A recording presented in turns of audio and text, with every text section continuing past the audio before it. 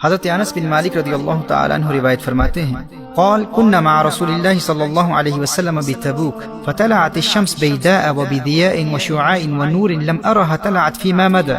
فرمایا ہم نبی کریم صلی اللہ علیہ وآلہ وسلم کے ساتھ میدان تبوک میں تھے. سورج ایسا صاف شفاف اور ایسی روشنی اور نور اور شعاعوں کے ساتھ نکلا کہ اس سے قبل ہم نے سورج کو نکلتے ہوئے کبھی اس قدر صاف شفاف اور روشن اور منور نہیں دیکھا تھا. حضرت جبریل امین نبی کریم صلی اللہ علیہ وسلم کی بارگاہ میں حاضر ہوئے تو نبی کریم صلی اللہ علیہ وسلم نے ارشاد فرمایا آج سورج کی اس تیز روشنی اور نور میں اضافے اور چمکیلی شعاعوں کی وجہ کیا ہے؟ حضرت جبریل امین عرض کرتے ہیں یا رسول اللہ صلی اللہ علیہ وسلم آج مدینہ منورہ میں حضرت معاویہ بن معاویہ اللیثی المزنی کا انتقال ہو گیا ہے اور ان کے جنازے کی نماز کے لیے اللہ جل وعلا نے 70,000 فرشتے آسمان سے بھیجے ہیں. نبی کریم صلی اللہ علیہ وآلہ وسلم نے ارشاد فرمایا کس عمل کے باعث؟ جبریل امین عرض کرتے ہیں قال بکثرت قراءتہ قل هو اللہ احد باللیل والنہار. اور دوسری روایت میں ہے قائما وماشیا وقائدا ومتجعا.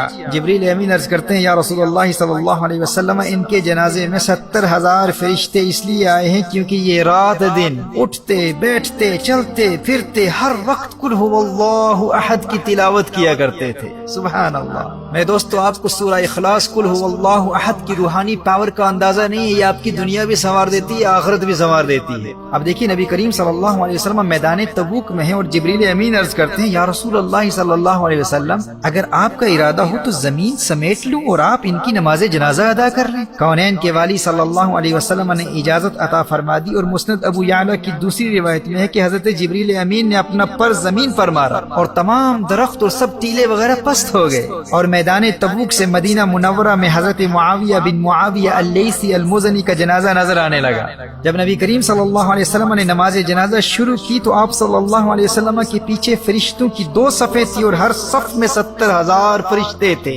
محترم احبہ سورہ اخلاص کی تلاوت کی کثرت کیا کرو. یہ انتہائی مختصر سورت ہے. آپ سب کو زبانی یاد ہے لیکن آپ کو اس کی برکات اور روحانی قوت کا اندازہ نہیں ہے. آپ نے دیکھا کہ اس سورت کی کثرت سے تلاوت کرنے والے کو مقام کیا ملتا ہے. 70,000 فرشتے اس کے جنازے پر آتے ہیں اور اس کے جنازے کے لیے زمین سمیٹ لی جاتی ہے. اور سورہ اخلاص سے محبت کرنے والے کا جنازہ خود نبی کریم صلی اللہ علیہ وآلہ وسلم ادا کر رہے ہیں. صحیح بخاری اور صحیح مسلم کی ایک حدیث مفہوماً پیش کرتا ہوں. نبی کریم صلی اللہ علیہ وآلہ وسلم کو ایک صحابی کے متعلق اطلاع دی گئی جو سورہ اخلاص کثرت سے پڑھتے تھے. فرمایا اس سے پوچھو ایسا کیوں کرتے ہو؟ صحابی عرض کرتے ہیں کیونکہ یہ سورت اللہ کی صفات کا بیان ہے اور مجھے اس لیے اس کی تلاوت سے پیار ہے. نبی کریم صلی اللہ علیہ وآلہ وسلم نے ارشاد فرمایا اسے بتا دو تجھے اللہ کی صفات کی وجہ سے اس سورت کی تلاوت سے محبت ہے. تیری اس سورت سے محبت کی وجہ سے تیرے اللہ کو تجھ سے محبت ہے. سبحان اللہ.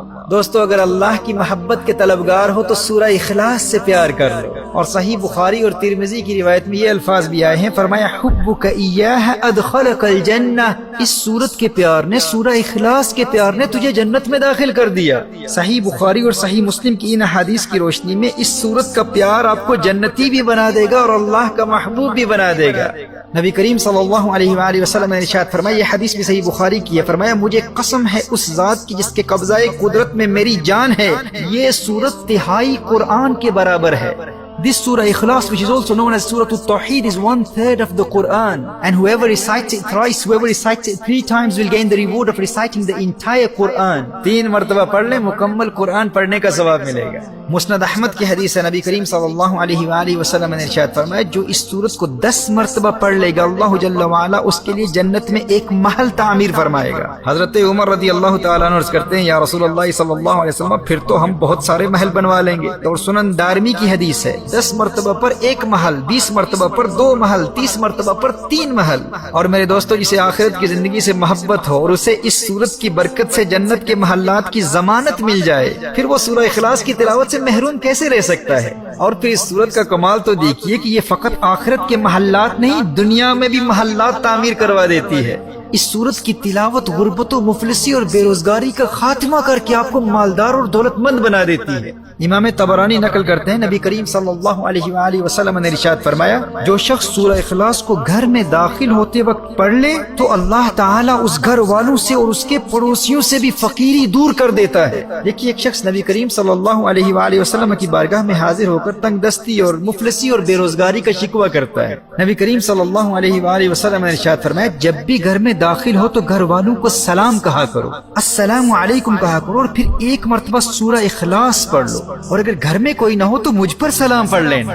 محترم احبہ، اس صحابی نے عمل شروع کر دیا، اور پھر اس کا فائدہ کیا ہوا؟ اس صحابی نے تو امیر ہونا ہی تھا، اس ورد سورہ اخلاص کی برکت سے اللہ جل وعلا نے اس صحابی کے پڑوسیوں کو بھی امیر کر دیا۔ غور کیجئے گا، جاہل عاملوں کے خود ساختہ من گھڑت وظیفوں اور عملیات میں دین اور دنیا کو برباد کرنے والوں، ذرا اللہ کا قرآن پڑھ کر تو دیکھو۔ جب بھی گھر میں داخل ہو گھر والوں کو سلام کرو، سلام کے بعد صرف ایک مرتبہ سورہ اخلاص پڑھنے کی عادت بنا لو، اور پھر دیکھو اس محمدی وظیفے کی برکت اللہ جل وعلا تمہیں دنیا اور آخرت کی دولت سے کیسے نوازتا ہے۔ ترمذی کی حدیث میں ہے کہ جو شخص سونے کے لیے جائے اور داہنی کروٹ لیٹ کر 100 مرتبہ سورہ اخلاص پڑھ لے تو قیامت کے دن اللہ جل وعلا ارشاد فرمائے گا، اے میرے بندے اپنی داہنی طرف سے اپنی دائیں جانب سے جنت میں داخل ہو جا۔ میرے بھائیوں، میری بہنوں، اللہ جانتا ہے کتنی زندگی باقی ہے، میرے سننے والوں کو یہ کام آج رات ہی کر لینا چاہیے، اور یاد رہا تو مجھ گنہگار کے لیے بھی دعا کیجیے گا۔ اب دیکھیے، مسند ابو یعلا کی ایک حدیث کا مفہوم ہے کہ جو شخص ایمان کے ساتھ ہر نماز کے بعد 10 مرتبہ سورہ اخلاص پڑھ لے گا، وہ جنت کے تمام دروازوں میں سے جس دروازے میں بھی داخل ہونا چاہے گا داخل ہو جائے گا، اور جنت کی جس حور سے نکاح کرنا چاہے گا اس کا نکاح کرا دیا جائے گا۔ ایمان کی سلامتی کے لیے بھی یہ بہت بڑا ورد ہے، اس سے محبت کر لو، کثرت سے پڑھو، اور میرا یہ پیغام اپنے تمام دوستوں تک پہنچا دو۔